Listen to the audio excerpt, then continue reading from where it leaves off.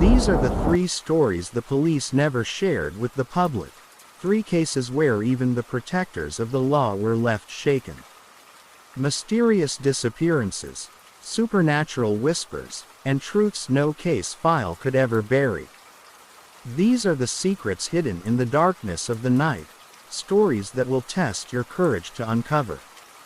My name is Nicolas Villalba and I am a police officer in Villa del Lago, a quiet little town in the province of Cordo. The routine here is generally peaceful with patrols that almost always end without incident, but some surrounding neighborhoods enjoy a certain notoriety among the locals. One of them is the Lago de las Sombras. By day it is a beautiful place with a landscape that attracts tourists and residents for a moment of peace and rest, but at night few have the courage to approach it. The lake tells stories that the inhabitants have been telling for generations: disappearances, unexplained strange noises, and some say that if you stay quiet enough near the shore after midnight you might hear someone calling you. I was always skeptical. I thought it was just scary stories, but I also admit that I was never enthusiastic about patrolling this area for no good reason. That night I was alone on patrol because my partner was on sick leave. It was a Thursday, cold and wet, and the sky seemed darker than usual. Around 3 a.m. I decided to take a walk to the lake. Since everything was quiet in town, I took the dirt road which led to the main entrance of the park, and the noise of the car's engine seemed the only living sound in this vast expanse of darkness. I parked the car in an isolated spot. I turned off the engine, and for a moment I heard only absolute silence. The light of the flashlight was crossing the darkness but not going very far. I looked around carefully, trying not to get distracted by the shadows moving in the wind between the trees. I felt a strange feeling of being watched, but I chased it away, thinking that it was the tiredness of the night playing tricks on me. While I was approaching the shore and noticed something that made me stop abruptly about 10 meters away.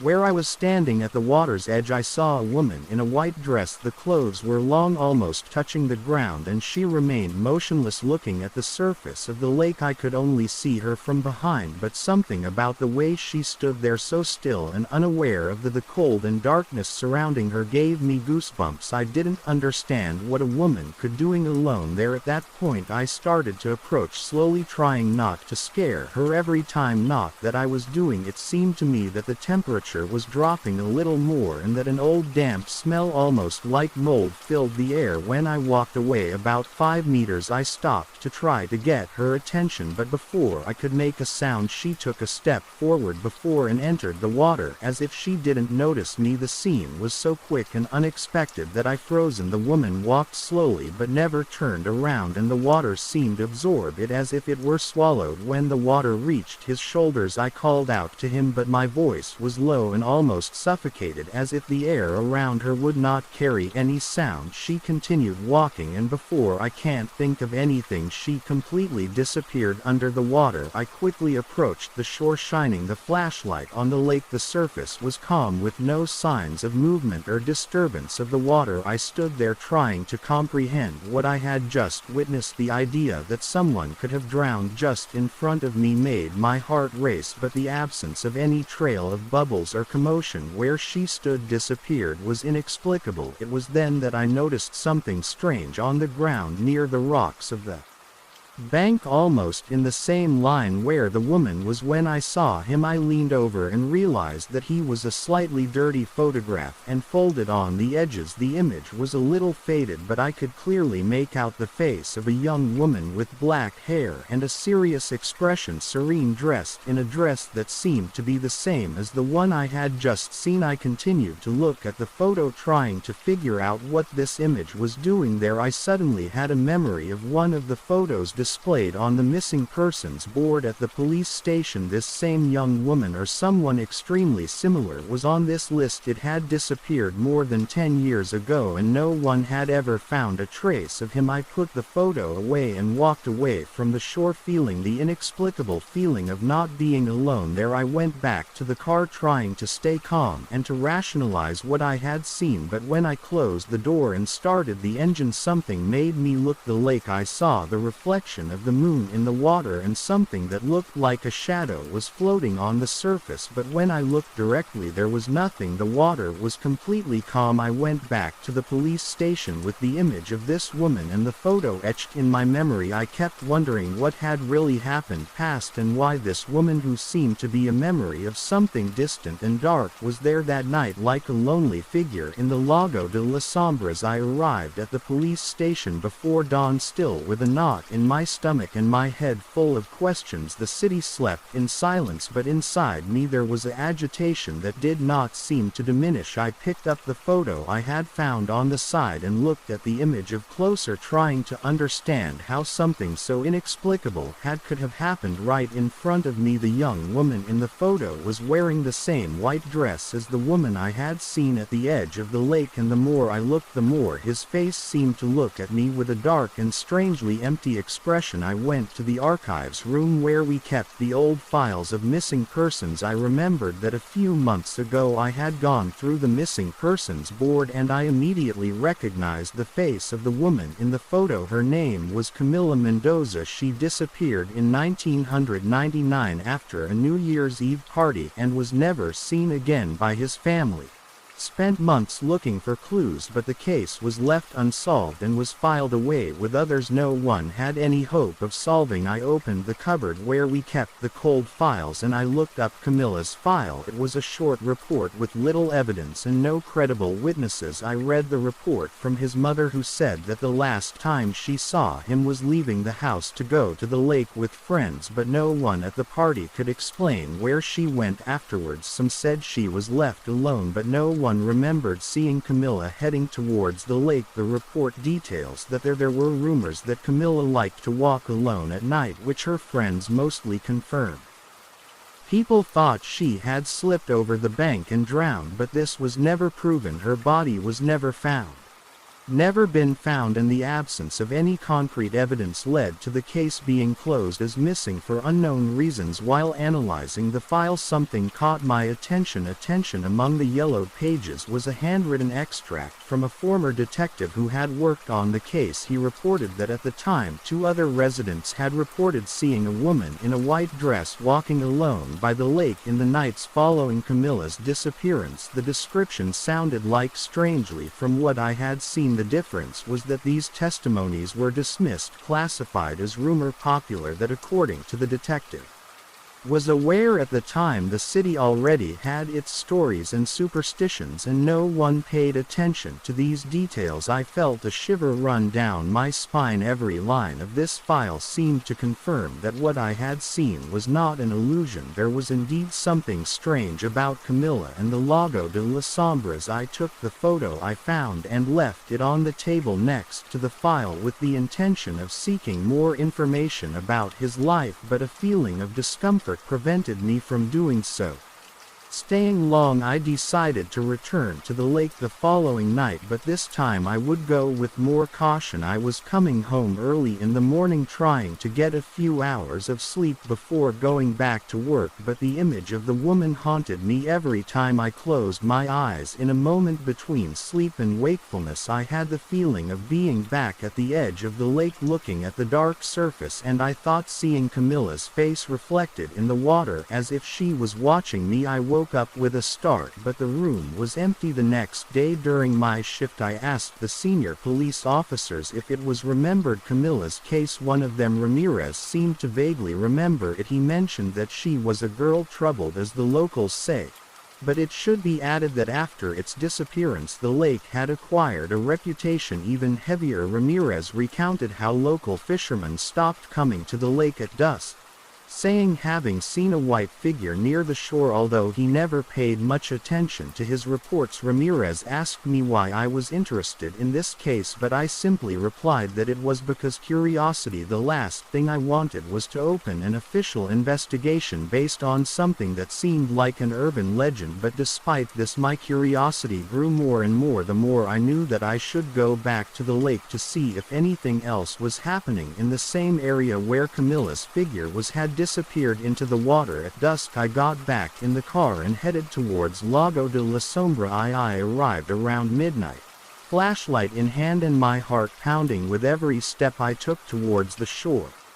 feeling of restlessness increased as if something invisible was watching me. The water reflected the moonlight and everything seemed so quiet. I tried to listen for any sound, but the silence was absolute, a kind of silence that seemed to smother the environment around me. When I reached the shore, I felt stopped in the exact same spot I had seen Camila the night before and leaned over to try and see the surface of the lake. I felt a strange cold, as if an icy breeze was blowing me was crossing, but the air was calm. That's when I noticed something strange in the water, a little weak and slow, formed near the shore without apparent explanation. No wind, no stone or movement on my part could justify it. The small waves dissipated, but a second later I saw something submerged, a shadow like a face watching me underwater. This was not clear, but the outline looked like what I had seen in Camila's photo. The shock paralyzed me, and for a moment I couldn't do anything. I stood still watching this shape slowly disappear until that the surface would return to its still and calm state. When I finally managed to escape, I made long and quick steps towards the car, feeling like I was being watched. The next night I couldn't concentrate on something other than what I had seen, the image of this shadow in the water, the resemblance to Camila, and the photo that I found on the shore could not leave my mind. It was as if the lake was pulling on some kind of thread invisible in me, a call that I could not ignore. I returned alone to the lake like the other nights, but this time I was determined to stay long enough to understand what was happening.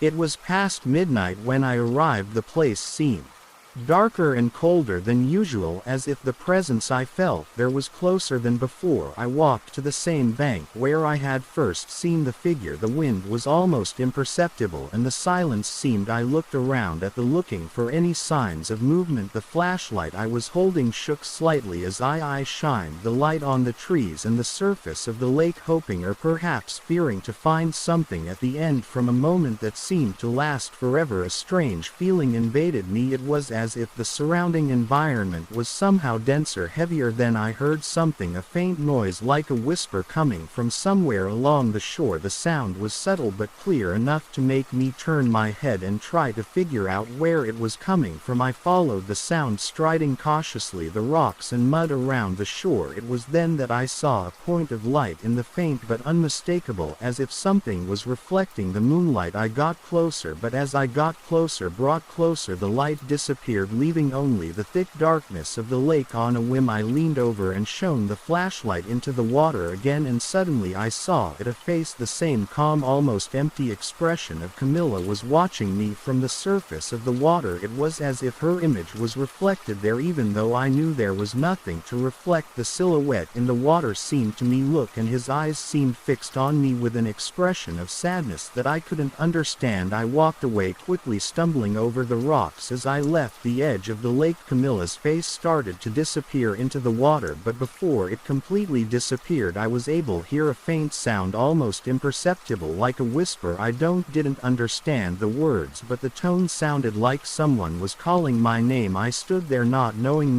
what to do until the sound stops and everything goes silent again. I tried to get out of there as fast as possible, but one last look at the lake froze my surface. The water was calm, but I saw something floating near the shore, something small and square. I thought. I approached cautiously, turning on the flashlight, and saw that it was another photo. I carefully picked up the object and saw that once again it was a picture of Camila, but this time she was standing looking directly at the camera, as if she knew someone was watching her. Heart pounding, I put the photo in my pocket and ran to the car. I didn't look back as I left, but the feeling that someone or something was watching me still weighed heavily on me. When I arrived at the police station, I left the picture on my desk and I sat down, trying to rationalize everything I had seen over the days following. I tried to continue my work normally, but the feeling that something was not finished kept coming back to me, haunted. The images of Camila, the silhouette in the lake, the sound that called me, everything became a presence constant that seemed to follow me, and every time I closed my eyes I found myself at the edge of the lake with the feeling like something was reminding reminding me I never told anyone about what I saw. Camila's files are still on the same shelf and the pictures are still on my desk. Sometimes I think about going back to the lake, but something inside me tells me that if I go I may not come back. Since last night the lagoon of the dark are never seen to me again. Same Northgate police station was never really quiet, but that night it was different. The building, built in the mid-1950s, was a solid block of concrete and dark brick with small windows that barely let in any light. I was alone early in the morning and the empty, worn space seemed darker than usual, as if I was waiting for something. The police station was full of peculiarities. The corridors seemed always a little colder than the rest of the building. The heating system was only partially working, and the only way to beat the cold was to stand next to the portable heater at the reception. Ceiling lights blinked, emitting a faint hum that filled the silence with an almost palpable tension. Files stacked on a nearby table cast jagged shadows, and the sound of the clock hanging on the wall mixed with the wind whistling outside. I was looking through a bunch of reports. There wasn't much to do there besides filling out papers, signing authorizations, and checking that everything was in order. I looked at the clock on the wall. Almost 2 a.m. The place was completely empty. Even the patrollers hadn't come to take a break. That's when I heard a noise. It was faint, distant, but continued, something between the scraping of metal and the scraping of something rough on the concrete. At first I thought it was just the wind, always making noises, creaking through doors and windows, but there was something about the cadence of the sound that didn't quite fit. It seemed to have a regularity, a rhythm, almost like a repetitive rhythm echoing in the back hallway. I put the papers aside and stayed motionless, trying to listen. The noise was coming from the cell block, a place that almost no one frequented and which was isolated at the back of the building behind a rusty metal door that seemed to have never been replaced. I arrived there through the narrow and somewhat claustrophobic corridor where the smell humidity was higher and the air noticeably colder. Before I got to the door I checked the panel registration at reception. There were no prisoners that night. The cells had been empty since the weekend when 2 subjects were released after pretrial detention. Despite this, the sound persisted clearer. Now that I was near the entrance to the cell I pushed open the door, which creaked as if it was resisting, and entered the dark hallway. The walls were thick and old, marked with damp spots that looked like maps from an unknown place. The ground was cold concrete and each step seemed to resonate louder than I should. I continued walking past the first and second, both empty, but when I approached the last one the sound suddenly stopped. I stood still, trying to hear any other sound that would indicate someone's presence. Only silence filled the space, but there was something strange in the air, something heavy and calm. I approached the bars of the last cell, the one in the corner of the corridor, almost always locked but which was open. That night I looked inside, where a shadow stood in a corner. The faint light coming from a distant window was not enough to reveal details, but I could make out a dark, indefinite silhouette somewhere, thing that seemed to stand there as if it were watching me. The shadow seemed to have a human shape, but at the same time it was like she was deformed, with no face, no clear outlines, just a mass of darkness. I blinked and the shadow disappeared. The corner of the cell was empty and the space looked exactly as it should. A cold, damp, with no furniture, just bare concrete walls. I looked again to make sure, but there was nothing. Somehow the image of that shadow remained clear in my mind, as if it was engraved in my eyes. I turned my back and returned to the hallway, feeling a cold that wasn't just from the temperature. I closed the door, metallic behind me, the noise echoing in the empty hallway. I tried to get back to my desk and concentrate on my work, but my mind was still stuck in this cell, in this shadow. I tried. The feeling of being watched seems to follow me. I sat down at the reception and looked again. The clock said I still had a few hours left before my shift ended, and time seemed to have slowly. I flipped through the papers and played with the radio, trying to ignore the memory of that figure, but the silence seemed heavier than usual. The night was long until dawn, and when the first colleagues arrived I didn't mention what I had seen. It was as if words didn't do justice to what had happened, or maybe I myself was beginning to doubt what I was seeing. However, something kept bothering me, said that it would not be the last time I would see that shadow in the empty cell. The next morning, silence at the police station seemed thicker. More attentive colleagues arrived as usual, and routine continued with the usual calls and registrations, but for me something seemed out of place. In my head, the shadow I had seen in the cell repeated itself like a trapped memory, almost palpable. When I tried to erase it from my mind, this effort only made the image even more real. At the beginning of the quarter work I decided not to tell the others. I wasn't sure what I had actually seen, and the idea trying to explain something like that seemed absurd, but checking the logbook and leafing through the files of previous inmates I found something that got me thinking. In the corner of a page of an arrest list from a few years ago there was a name highlighted with the mention died in detention. His name was Emil Terry, and he was in the same cell where I had seen the shadow. I remained frozen for a moment contemplating these words. I did not know with certainty what had happened to him, and the file detailed nothing other than the date of death and the note, cold, typical of a hastily written report. I looked for more information in the old police files, but I didn't find many details. Emil was a man ordinary in his early 30s, detained for a minor offense which did not justify death in a cell. Non-medical file was not attached, nor any clear explanation. I returned to the cell block before the start of the shift at night just to check the space. In daylight the hallway was empty, and the morning silence made the air heavier. I walked through the empty cells one by one until I reached the last one, where the character had appeared the night before. Nothing had moved. The ground and the concrete walls were still damp with cold, and the iron bars were still cold and stiff. The cell was just a lifeless space, as it should be, but the corner where I saw the shadow seemed a little more darker than the rest. I stood there for a moment trying to figure out what could have caused this vision. Perhaps the reflection of a street lamp outside, or some kind of illusion caused by fatigue, but nothing in space did not explain the shape of this shadow. The almost physical sensation of a presence back at my post. The discomfort still bothered me, but I tried to ignore it. That night when I was alone again, the building seemed colder and even quieter to me.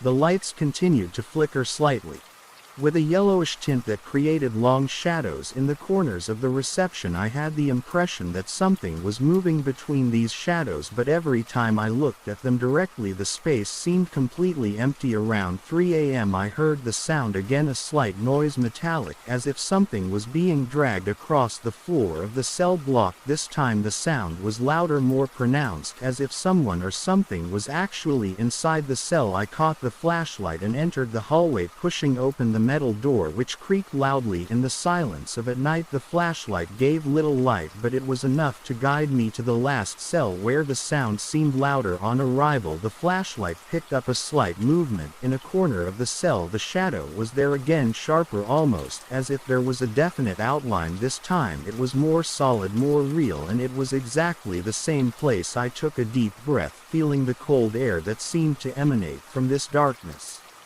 as if the environment itself was trapped in a state of paralysis. While I looked at the shadow seemed to move slightly, then it disappeared, dissolving into the air. I stood there trying to rationalize what I had just seen, but I couldn't find a logical explanation. I returned to my post, not having the courage to look back, but with the feeling that the shadow was still with me. The next morning after my shift I decided to ask some more discreet questions to more experienced colleagues. I did not directly mention what I saw, but I asked if they had ever noticed anything strange in the cells, especially the last one. Most of them shrugged or laughed, but one of the veterans, Sergeant Luck, told me looked at it differently. He said that it was common to hear strange noises in this room at night and that some thought that this place contained something. He did not specify, but from the tone of his voice he seemed to believe it. I thought about investigating further, but there was something in me that resisted this idea. Emile Terrien, the prisoner who died in this cell, seemed to be a faded figure, as if he had been forgotten even in his lifetime. The idea of putting his name in light seemed now bring something from the past into the present, something that should perhaps remain buried. Despite all my curiosity was stronger the following nights. The sound and the shadow always reappeared with the same cadence and the same movement. Each time the presence seemed stronger, more insistent, as if it were trying to manifest itself more clearly. On the last night of my service the shadow stayed longer, and I had the impression of seeing an empty expression, like a face without eyes, without trait, but with a presence that seemed stuck between its walls. I tried to convince myself that it was my mind that was playing tricks on me, but the repetition left me in no doubt. Something was there, something that had not completely left this place. The following nights were difficult, always the same sequence: the noises in the hallway, the weight in the air, and the shadow that seemed to take more shape each time I saw her.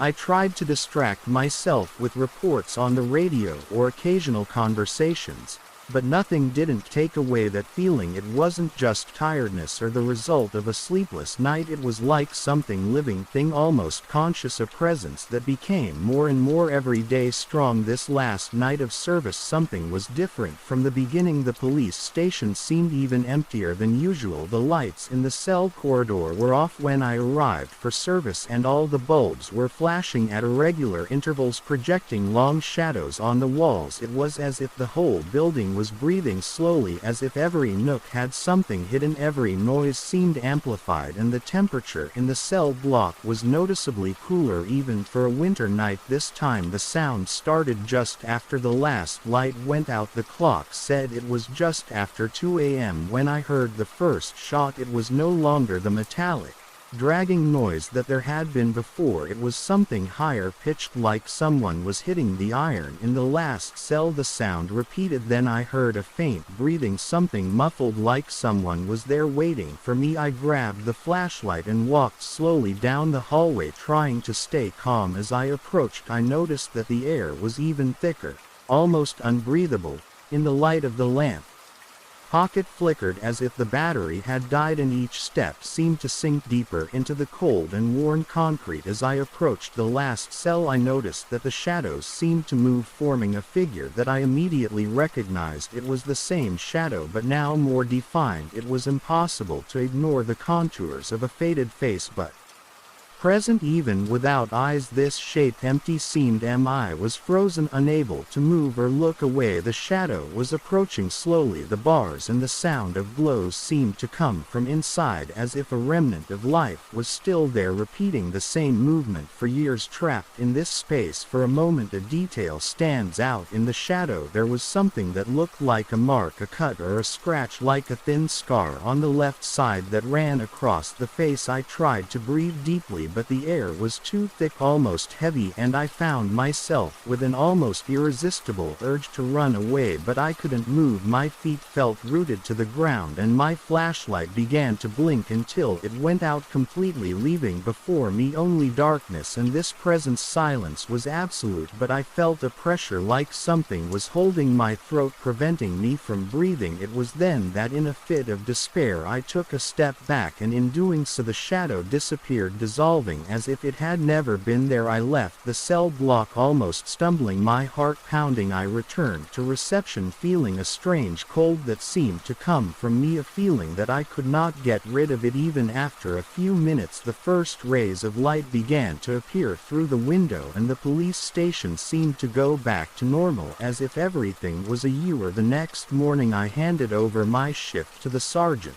Luckily I went straight home, but I knew that it wasn't there. The same afternoon I called Luck and told her as bluntly as possible what that I had seen. He listened to everything in silence and after a long pause said he was not the only one seeing things in this cell. Others had already mentioned shadows and sounds and princes that seemed to manifest themselves on certain nights, but nothing had been officially recorded on Northgate Police Station was renovated shortly afterwards, and this cell block was decommissioned and declared unsafe by the management. No one spoke openly about what happened there, but the rumors continued to circulate. Every time I passed the building I felt this same weight, as if something was watching me from far away. Even today when I think of this shadow and the cell where Emil Terrien spent his last moments, I feel like something was left behind, something that never left. This silhouette, faceless and eyeless, locked in the last cell, is still alive in my mind,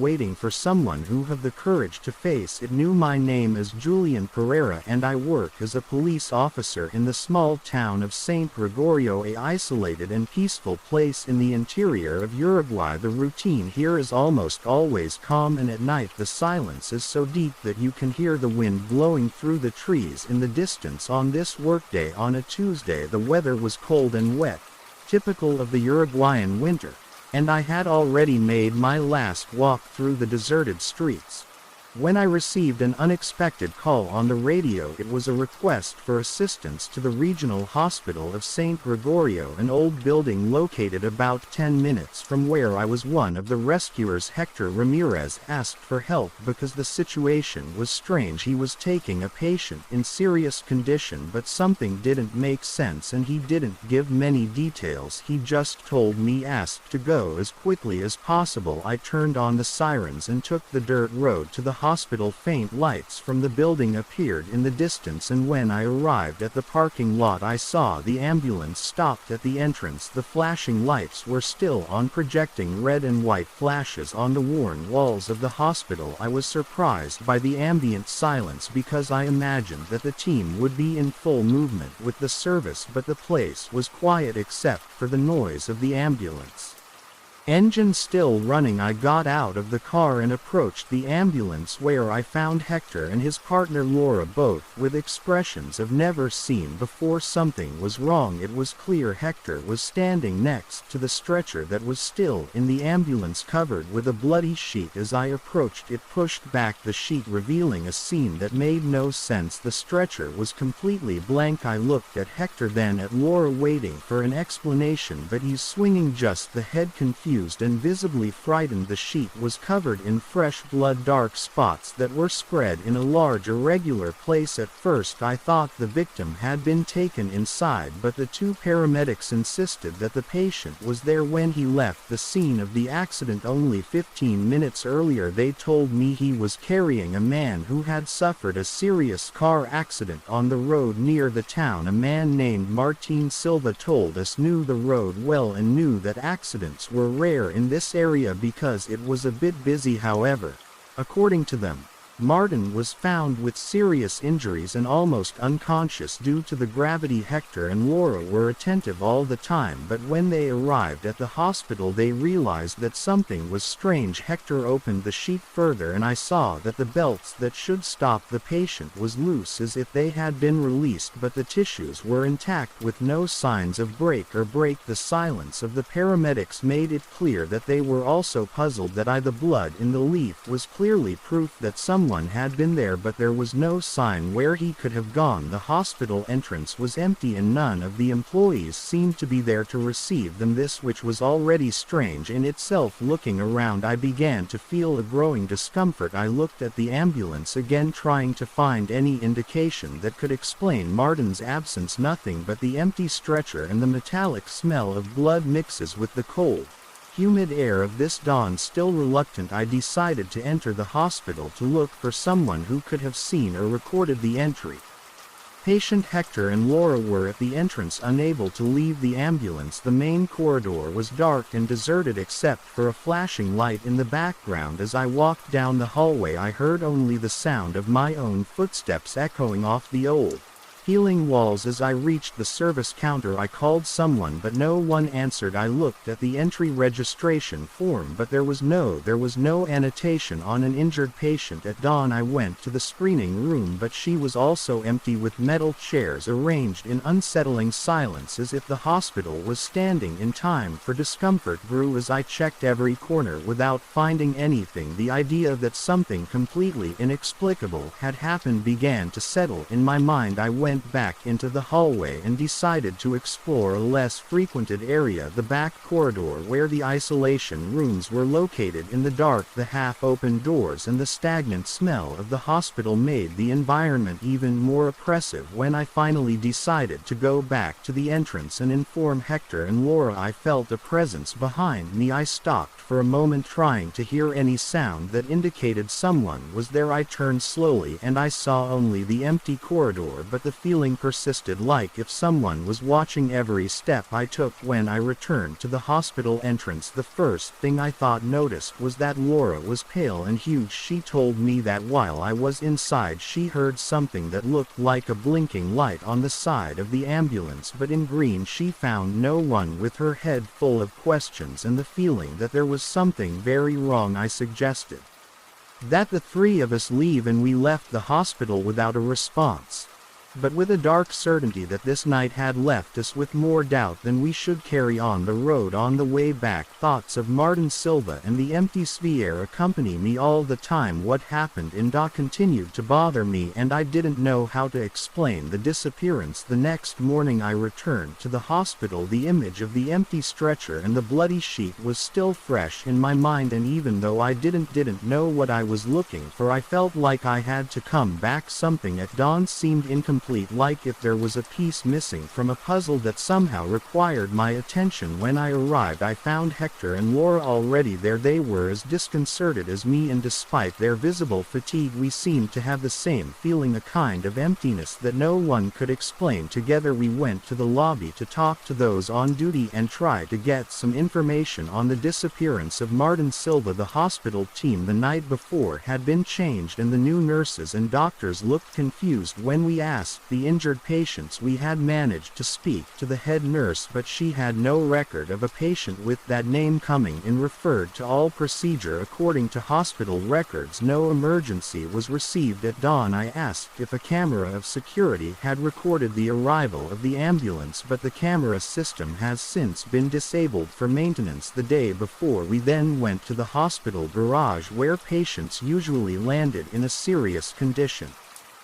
The concrete floor stained with oil and dirt didn't seem to have anything unusual, but as I was walking towards the ambulance I noticed something strange next to the door behind. Small spots of blood on the ground. The drops were fresh and looked very recent, like someone had bled there a few minutes ago. That didn't make sense. Hector and Laura were visibly disturbed. They insisted that no one had touched or agitated the vehicle since they left last night. For them it was as if the blood appeared there like a mark of something we couldn't see. I looked inside the ambulance, which was still exactly as the day before. The stretcher was still empty, the belts loose, and the sheet bloody remained the same. We decided not to move anything and to leave the marks as it was. If there was an explanation that we had to document. When leaving the ambulance I noticed something new, a slight scratch on the inside of the door, as if someone had tried to hold him. It seemed impossible to explain. The only person who could have left this scratch would be Martin, but he was strapped to the stretcher before the disappearance. There was no way to move or let alone leave that mark with immobilized hands. While we discussed what he had to do, Laura suggested checking the road where they had saved Martin. The idea made sense. If we didn't find anything there, we may never find anything anywhere. We went together at the scene of the accident, a tight curve on an empty road surrounded by trees and with few houses nearby. There were brake marks on the asphalt and a slight stain of dried blood on the edge of the road.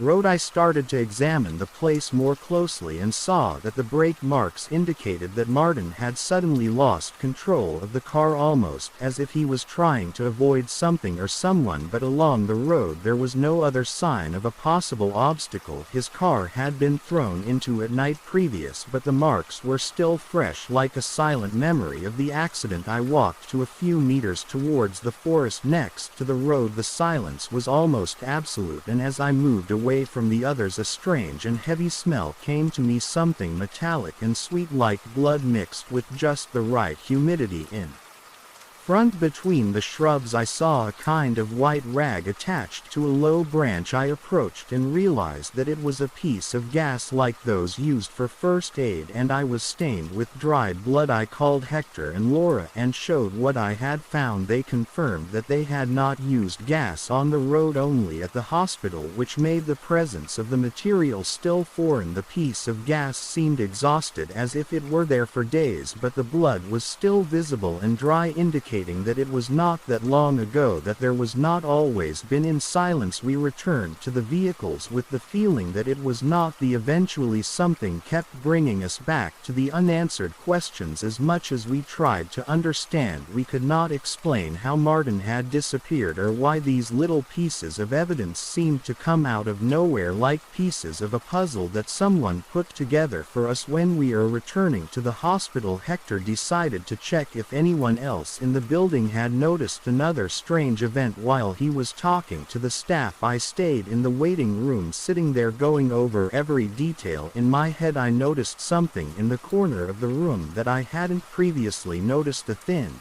almost invisible blood mark that began on the wall and ended in the front door frame. I stood up to examine carefully, feeling the shiver running down my spine. The mark was faint but light enough to be noticed in the dim light of the hallway. It was like there was something where someone had leaned over there. I followed the shot to where it disappeared in the hallway near the screening room, or the night before I had searched in vain for the missing patient. The presence of this mark made me even more disconcerted. Something or someone had been circulating since the day before, and the idea that Martin could hide invisible, leaving small signs of his passing, began to bother me. Hector came back and saw the mark on the wall, and his gaze by surprise on his face confirmed that he hadn't noticed it before. That night I went home with the feeling that something inexplicable was happening, something I didn't know how to describe or justify, but as much as we tried to understand, it seemed that each new discovery only took us further away from the answer we had been looking for.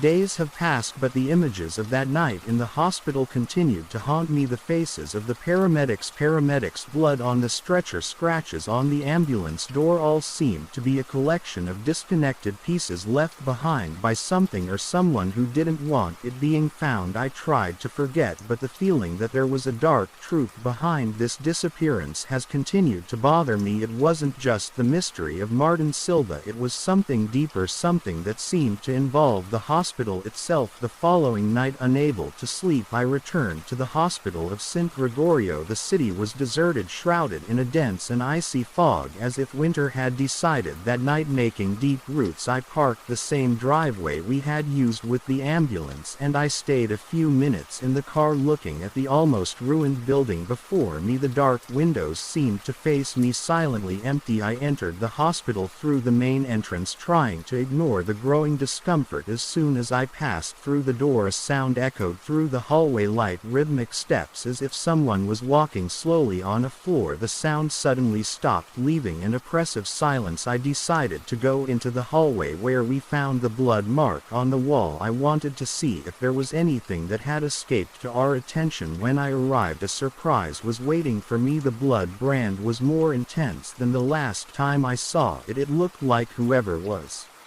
touching it like it was returned to the hospital and walked down the same hallway. Looking at the wall, I saw a shadow at the end of the hallway, a figure, human, who seemed to just be looking at me. The dim light from the hallway didn't illuminate the face, but the outline was visible. I was paralyzed, trying to continue what I saw, but the figure disappeared in one eye. Blinking, my whole body froze with fear and uncertainty, but I decided to follow the impulse and walk towards the point where the figure disappeared. disappeared. I reached a door at the end from the hallway, a storage area for abandoned medical equipment. I pushed the door and entered the smell. There was heavy humidity and things stored for a long time. I searched the atmosphere with the flashlight and something caught my eye in a corner of the room, an old civière with a dark fish leaf that looked like dried blood. I got closer and realized that the marks formed a pattern like scratches or fingerprints. I moved closer to the flashlight to see better and felt a shiver run through my body when I realized that the marks on the sheet seemed to line up in a standard, almost as if they had been made by someone who desperately tried to hold on or move while stuck there. That's when I heard a breath behind me. I turned abruptly, but the room was empty. I quickly got out of the warehouse, feeling the weight of the increasingly dense atmosphere. I went to the reception, trying to record anything that could make sense of what was happening. I found nothing in the files, but I realized someone had left a blank chip over the counter. I picked up the chip, trying to figure out its purpose, but there was nothing written, just a blood stain in the lower corner. I decided to leave, feeling that the hospital was wrapped in something I couldn't understand. When I got to the exit, I looked back one last time. At the bottom of the corridor, something was shining in the darkness, like the reflection of eyes that looked at me from an impossible distance. The feeling that I was not alone was more and more intense, as if something was expecting me to reveal itself completely. That night when I got home I saw a car approaching the rearview mirror. I was nervous, remembering of Martin's accident. The car stayed behind me for a few kilometers, but when he approached from the entrance to the city, he just disappeared into the fog. It was like I was accompanying myself, or maybe I was